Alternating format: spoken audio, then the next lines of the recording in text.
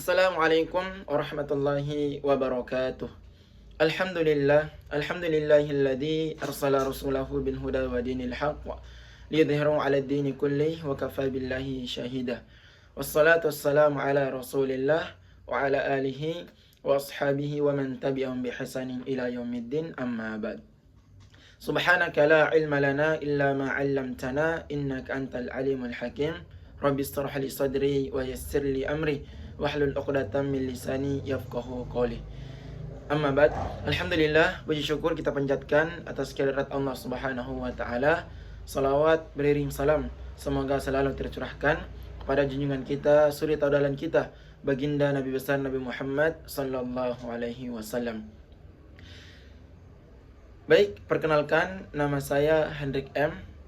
Saya dari program studi Ilmu Al-Quran dan Tafsir Fakultas Agama Islam semester 4. Di sini saya akan menjelaskan tentang ragam Rasim Utsmani dalam rangka memenuhi tugas dari mata kuliah Ilmu Rasim Utsmani yang diampu oleh dosen pengampu, yaitu Al-Ustadz Ahmad Alim LCMA.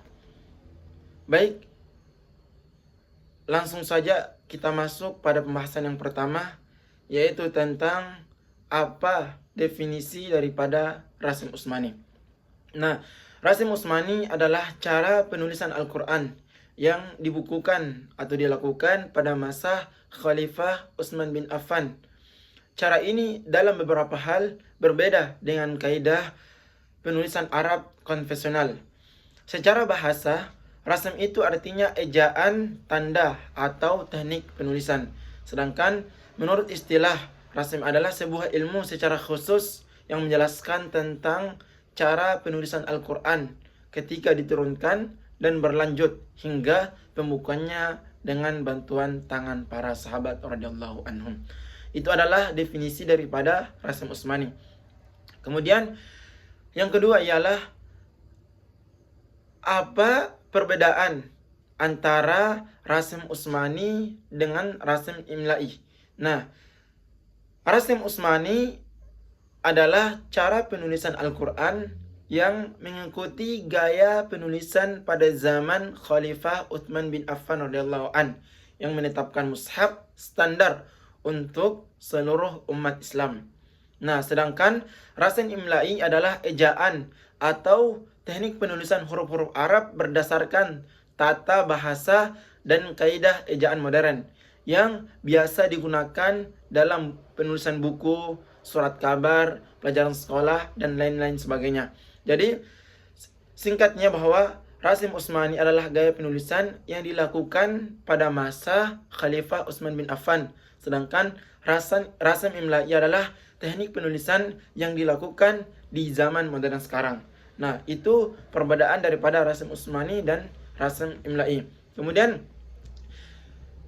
kita masuk pada poin yang ketiga. Apa pendapat ulama tentang Rasim Utsmani? Nah, jumhur ulama mengatakan bahwa Rasim Utsmani itu ialah sifatnya tauqifi.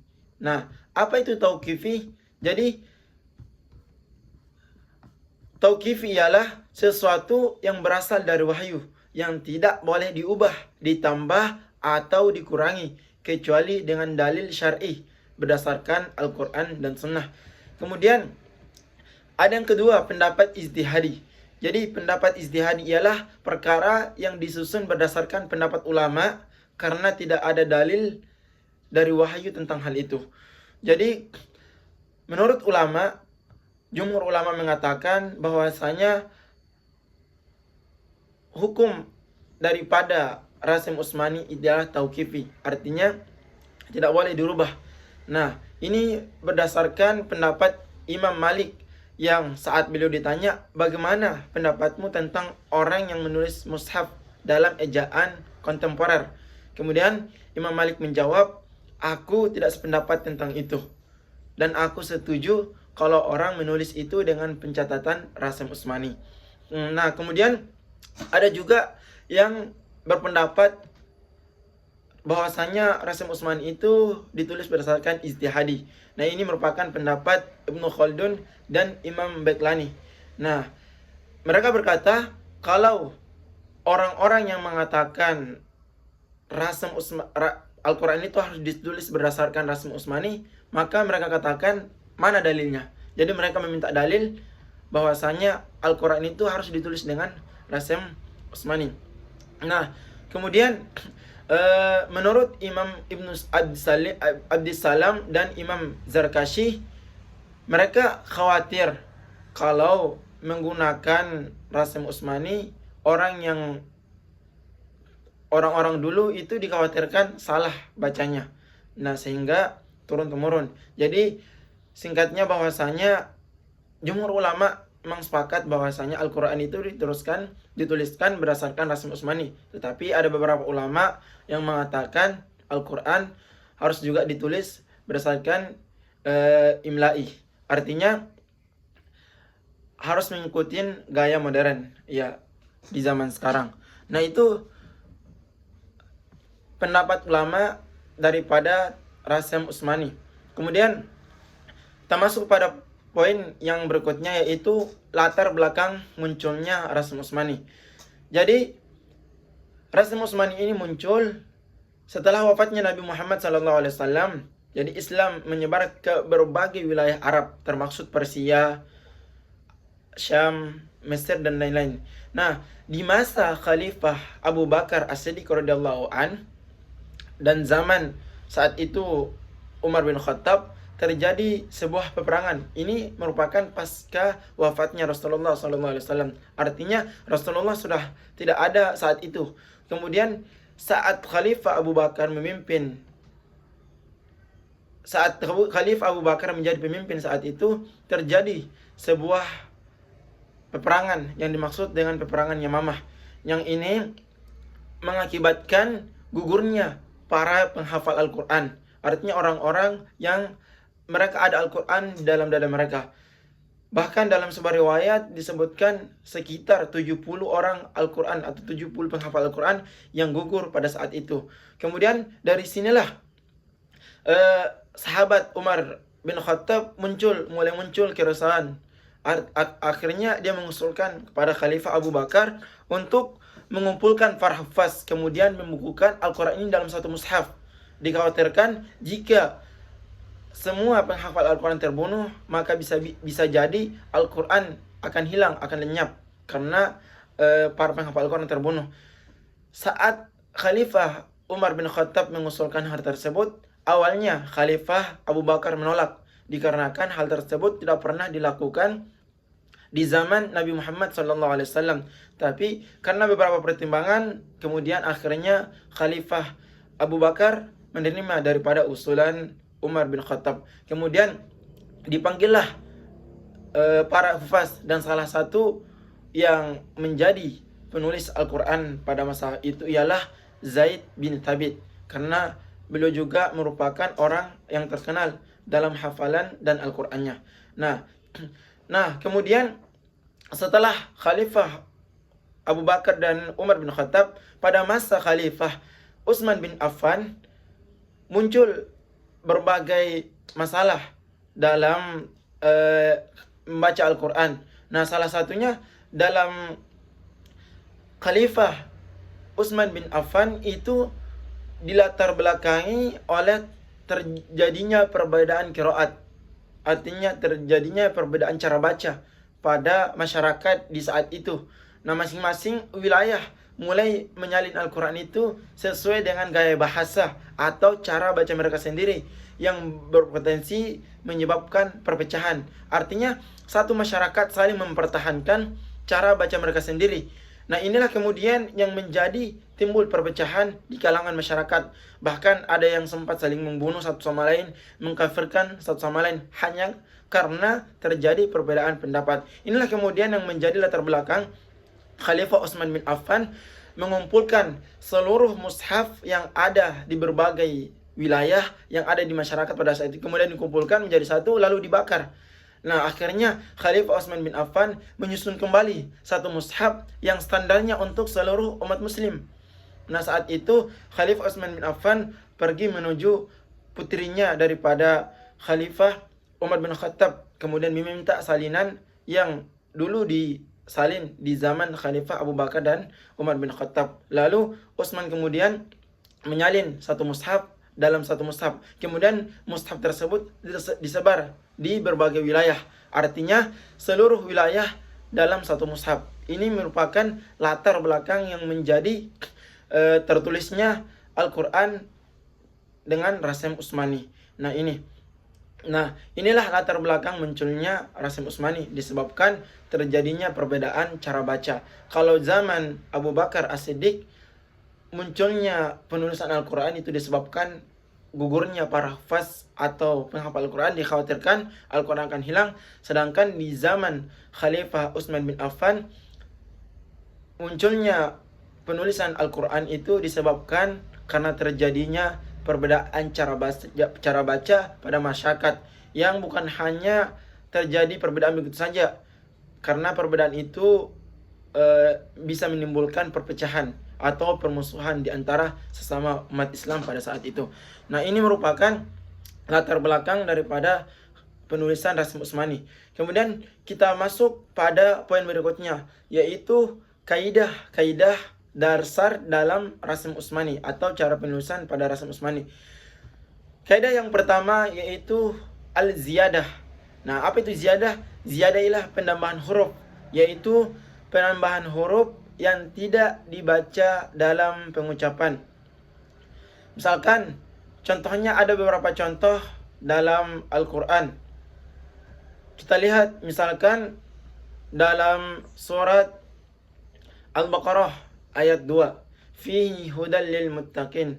Nah, kata fihi terkadang ditulis dengan tambahan ya, fihi. Ya. Nah, kemudian contoh lain, misalkan dalam surat Yusuf ayat 100, wa rafa'a abawaihi alal arsy. Nah, kata abawaihi itu ditulis dengan tambahan waw. Waw panjang walaupun tetap dibaca pendek. Atau misalkan dalam surat Al-Fajr, surat Al-Fajr, waji'a yawma idzim bi jahannam, waji'a yawma idzim bi jahannam. Nah, kata setelah jim itu terdapat tambahan alif. Ini merupakan kaidah dalam al-ziyadah, yaitu penambahan huruf dalam penulisan meskipun terkadang tidak dibaca secara jelas. Nah, itu kaidah yang pertama. Kemudian kaidah yang kedua yaitu al-hafadz, penghapus huruf tertentu yang secara lafaz tetapi tetap dibaca. Misalkan dzalikal kitabu la raiba fih. Nah, kata al-kitab dalam Rasim Utsmani itu alifnya tidak ditulis secara jelas, akan tetapi merupakan tambahan. Ya, ada tambahan di atasnya. Itu merupakan kaidah al-hafadz. Dzalikal kitabu la raiba fih. Dzalikal kitabu la raiba fih. Atau misalkan al-kitab. Nah, al-kitab tidak ditulis hamzah panjang, akan tetapi cukup ditulis dengan hamzah kecil pada kata ta dalam kalimat al-kitab. Nah, ini merupakan rasam atau kaidah al-hafz. Kemudian kaidah berikutnya itu al-badal atau ibdal. Nah, penggantian satu huruf dengan huruf yang lain dalam penulisan. Misalkan as-shalah. Nah, as-shalah bukan lam yang panjang, akan tetapi disebutkan huruf waw menggantikan alif yang terdapat pada lam. Itu merupakan contoh daripada as-shalah dari kaidah penulisan al-badal. Kemudian kaidah berikutnya al-fasl wal wasal, kaidah fasal dan wasal.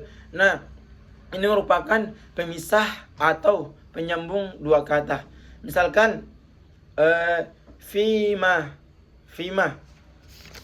Jadi kaidah aslinya bahwasanya ini terdapat 3 huruf, fi, fa, yam, dan mim. Fima. Akan tetapi dalam penulisannya bahwasanya huruf ya dihilangkan. Huruf ya tetap ada, akan tetap disambung. Fima. Padahal aslinya terpisah. Kemudian contoh berikutnya kullama, artinya kullah kemudian ma.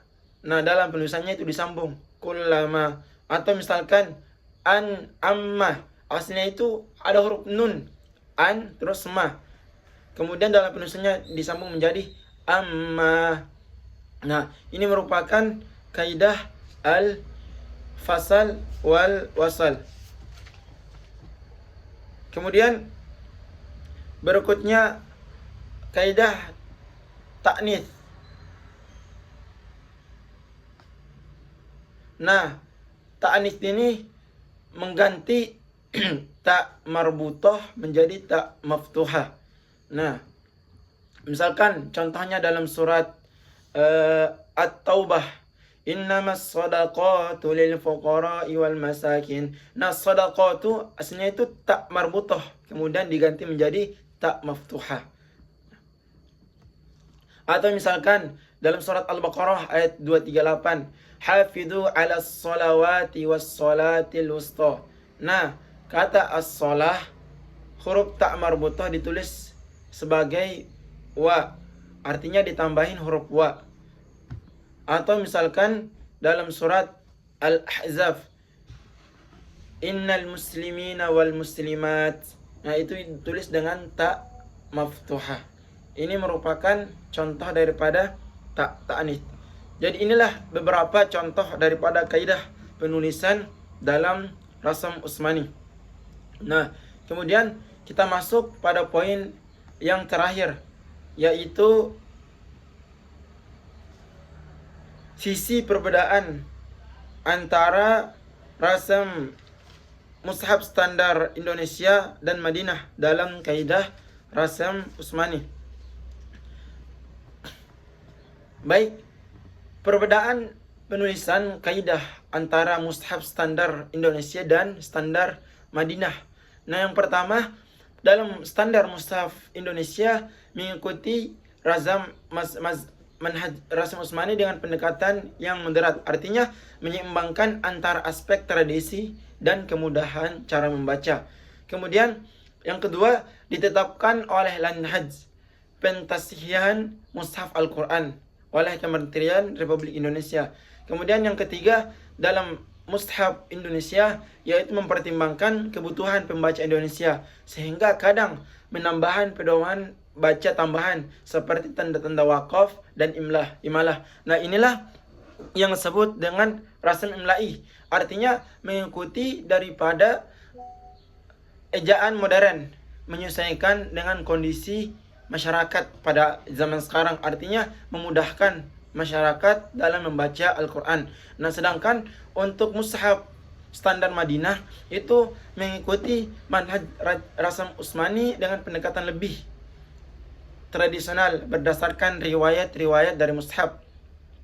Nah, kemudian lebih konsisten dalam menerapkan kaidah seperti penulisan kata yang dihapus alifnya atau penambahan huruf yang tidak dibaca ziyadah. Nah, kita ambil contoh, misalkan penulisan dalam kaidah Rasam Madinah dan mushaf Indonesia. Misalkan kata as-shalah. Nah, dalam rasam atau penulisan mushaf Madinah, kata as-shalah itu menambahkan kalimat waw, as-shalawah itu kalau dalam tulisannya. Akan tetapi bacanya tetap as-shalah. Sedangkan rasam atau mushaf Indonesia itu cukup dipanjangkan alif lamnya, jadi as-shalah. Kemudian misalkan contoh lain, kata as-samawat. Dalam mushaf Madinah, as-samawat itu cukup huruf waw yang ditambah dengan alif, sedangkan huruf mim cukup ditambah dengan alif kecil di atasnya. Nah, sedangkan dalam rasam atau mushaf Indonesia itu kata as-samawat, nah huruf mimnya ditambah dengan alif panjang dan wawnya pun demikian. Atau misalkan kata Alkitab. Nah, dalam mushaf Madinah kata Alkitab itu huruf ta'nya tidak ditambah dengan alif yang panjang, tetapi cukup dengan kata alif kecil di atas huruf ta. Sedangkan dalam mushaf Indonesia kata Alkitab Alkitab itu ditambah dengan alif panjang di samping huruf ta, sedangkan dalam mushaf Madinah tidak demikian. Nah, inilah perbedaan standar mushaf Madinah dan Indonesia dalam ragam Rasem Utsmani. Mungkin demikianlah pembahasan tentang Rasem Utsmani yang dapat saya sampaikan pada kesempatan kali ini. Demikianlah dari saya, mudah-mudahan bermanfaat. Akhirul kalam, wassalamualaikum warahmatullahi wabarakatuh.